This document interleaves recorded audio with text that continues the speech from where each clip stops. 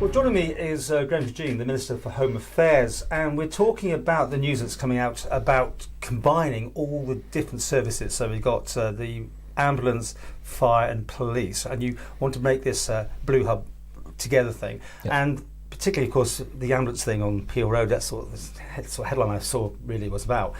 It only seems like the other year they built that thing, but it's clearly not. But the police station, everyone's talking about that having to be replaced. Is that the plan then? Is this a sort of centralisation of everybody together? Right, so under previous ministers they've looked at this Blue Light Hub. Blue Light Hub, yeah. Right, so the Blue Light Hub is police, fire, ambulance, all in the same place. Now, we've been given a couple of options about what sites that they're currently looking at. Can you tell us those, or is it not yet? Not yet. So one of the things is that, you know, I'm yet to be convinced it's the right thing to do. Now that's an interesting, because at the end of the day, you're the minister that has to sign this off, right? Yeah. And was Mr. Malarkey for it, and you're not against it? He was for it. But so you're putting a spanner in the works? No, I'm not putting a spanner. I'm giving it the scrutiny it deserves. Right. Because, you know, some of the sites you think, well, why would you put everything in the same place?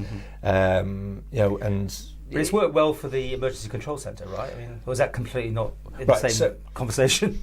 So one of the things that you've got the ESJCR is that they take the calls and they dispatch. Yeah. So you've got a civil service, civilian type of situation. First in the UK, wasn't it? Or yes, British Isles or something. And I've been up there a couple of times. I'm due another visit up there. And it's amazing how it works. It really is. And other people have copied us, I think. Yeah, and it's quite interesting that some people say, oh, well, they're too busy talking to me. And what they don't realise is that they're keying in and somebody else is dispatching and it's getting dealt with.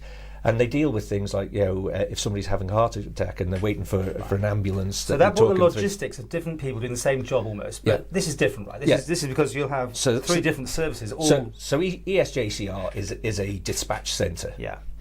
Right, so the rest of it will be sort of the police, the fire and the ambulance. And sort of, well, you know, my question is, well, why do they all have to be in the same place? What is the benefit of having them all in the same place? So down in Castletown and Maloo, they've got the joint fire and ambulance centre down there. So the ambulance have got a sort of like a rec room where they can sit ready to go, and they can park their ambulances up, and you've got the fire brigade and they've got training rooms. So, you know, I can completely understand that, because we have fire and ambulance dotted around the island. Having the big central one in Douglas and its position is quite key. You know, government many years ago went and bought the Quarterbridge pub, and that was for the expansion of the fire service then. And, you know, my rationale for maybe just keeping the fire and the ambulances, that you're on that main road into Douglas, but you've also got access onto the main Newcastletown road out there, and then you've got the, you know, outside TT, you've got the road out towards Buldrine, out towards Peel. So you're on access, but some of the other places are quite central, and it's like, how do you fight through the traffic to get to places? So these are sort of questions that I'm asking, is sort of, and I'll be having those discussions with the service heads to say, well, you know, what's the rationale behind this? So this is a work in progress then? Yes. When will we have to make decisions on this? Well, we're still working it up. So we've got to have further meetings, and then of course you've got to, once you go through the feasibility, then you've still got to put the business case towards Treasury. But when you look at it and you go down, if you go down to Peel Road, you know, the fire appliances there, the number of bays to the fire appliances they've got, you can see the restrictions they've got. They've got to sort of like move them around your garage to try and get the right. Was it true when they first got the thing built and the engines arrived, they were too big? Because that's one of those great myths. No. I don't think that was the one with that one. I think there's other stories like that. There's got to be money for this, obviously. Have you got it signed off, or is this all a very long way away? This is a long project. Right.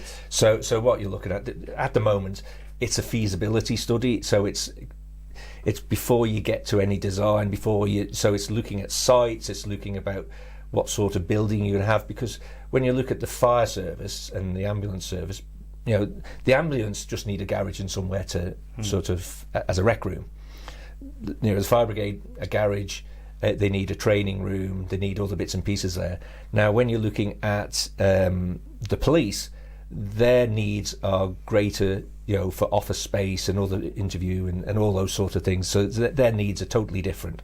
So it's actually seeing whether they really do need to go in the same place. Anyway, as we said at the beginning here, they've got to convince you that this is necessary. And I suppose it was a bit of a shock to them when I suddenly went, I'm not convinced on it. Yeah. Because I suppose for officers, when they have a minister who goes, I would like this, they start off on a path, and when you get a change of minister, then it's like, well... So this is going to long grass, by the sounds of it? No, I don't think it's a long grass. When you're looking at a number of schemes, I can say back in 2000 and I think about 2008, they were going to do an extension at Castle Rushen High School, for a science block. And then they were going to do a school later on. And it was decided not to do the science block because why? If you remember the story behind Noble's Hospital, they did extensions, and then they built a new one. Mm-hmm. And I think then it was decided what we do is we don't go and build. Yeah, but on that very note, the police station looks incredibly out of date now, doesn't it? I mean, it's 1979 that was opened, and it wasn't really well. What do you think? Is that necessarily needs a new building? It's an old office block, and I think what you've got to look at is modern policing about what they actually need. So, but my question is, does that need to be in the same place as everybody else? So that's my question about the access.